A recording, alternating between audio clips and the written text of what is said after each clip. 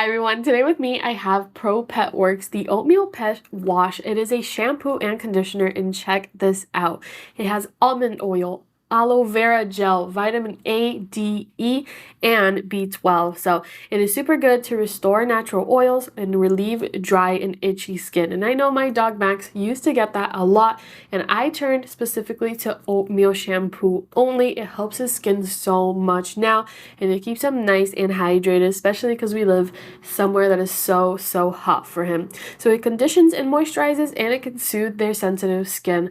When I used to wash Max before, his skin would be reddish after we showered, and it looked like he was having an allergic reaction. So I started looking at other shampoos and other brands like Pro Pet Works to find what works for us. So all you gotta do is use warm water and wet your pet thoroughly. Then you're gonna apply enough to make a rich lather, work in the shampoo, all that good stuff.